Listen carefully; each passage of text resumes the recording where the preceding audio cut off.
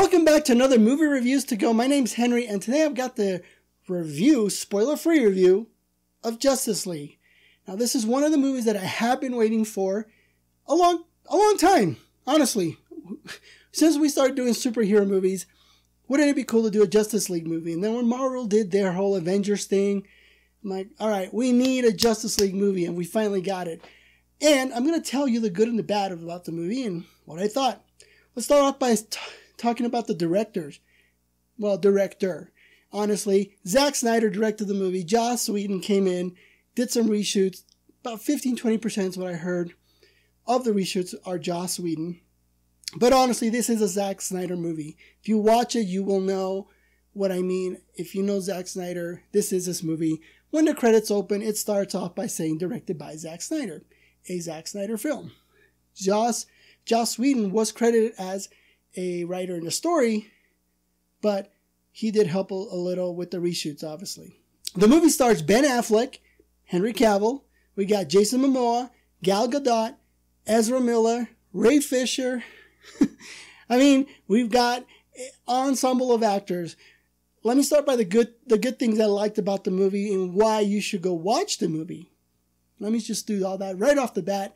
I'm going to tell you the bad stuff later because you should stick around for that and know why I didn't like some of the things. Good things about the movie. I love the story. I love the movie. All right. A lot of people saying it was a messy, mixed type of movie, pacing, all that. Some of it I would agree on with the pacing, but I honestly felt like things worked in the right order the way that they should have. I didn't see anything out of place. So for me, that worked because they had to introduce the characters. The movie, as you know, talks about the superheroes coming together where Batman feels like he has to unite these other metahumans with Wonder Woman after the death of Superman. He felt like it was his responsibility because he failed Superman. So he knows there's a threat coming. He has to put this team together. As he's putting the team together, we started getting introduced to Aquaman and Cyborg and Flash.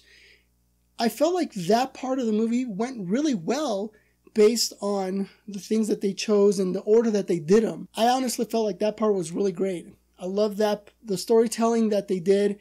I loved seeing Bruce Wayne taking the reins and just finding these people, trying to get them to join up with some resistance. Obviously, you've seen the trailers with Aquaman.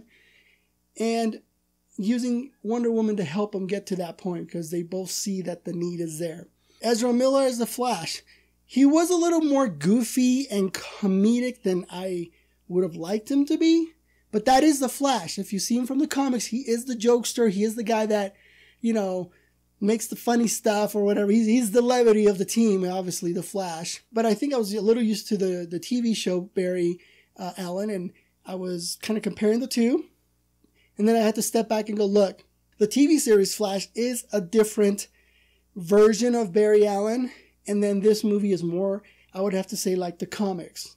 All right? So in this movie, I thought it worked really well with him.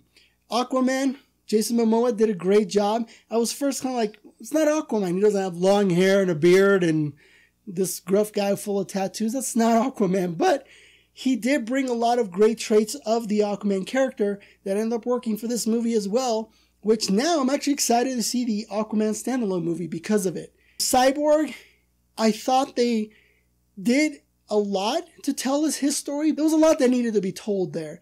And maybe that would go into one of the things that the negatives of the movie. I wish they would have fleshed him out a little more, but what they did do worked again for this movie. In the end, I just wanted to see them as a team, right? But maybe they'll address that kind of stuff in a Cyborg standalone movie if we ever get that. As far as Wonder Woman and Bruce Wayne, we did see some changes in them from Batman v Superman, from the Wonder Woman movie, and how they've kind of evolved as well into trying to fit into this team dynamic. So those were cool things that they did. So there you have it.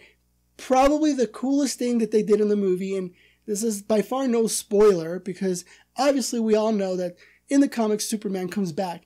But how they brought him back to life, how they reintroduced him into the movie was probably the coolest thing. And for those of you that have been waiting for that moment, for that Superman that we all love and know, you're going to have a good time with that. That's all I'm going to say about it. You need to watch it to see what I mean. And I think you'll be very pleased with how they treated his character in this movie. Now the bad. Aside from all the good stuff that I just mentioned, some of the bad things included, there are some CGI issues. Not a lot though. Certain parts of the movie felt weird to me. I'm trying to see how I can say this without giving any spoilers away. Let's just say that I wish they would have spent more time on the CGI. Now, having watched it, I wish they would have just said, you know what? We'd love to release it in November, but let's save this one for the 2018 springtime. Had they done that, oh my gosh, I think they would have really turned around some of the CGI. Namely, Steppenwolf. I can tell you this much. His CGI work was okay. When they first introduced him, I thought, oh, this looks really cool. But then when they got to his face, no, you've seen better CGIs in other movies. And I wish that they hadn't rushed the release of this just because they said this is the date it has to come out.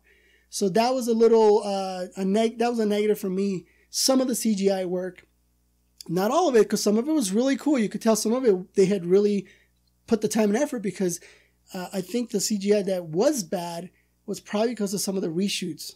And so they didn't get to do as good of work as they should have.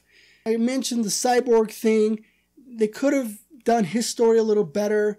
I felt like they rushed his character a little much, that it was hard to really feel something for him like you did with the others.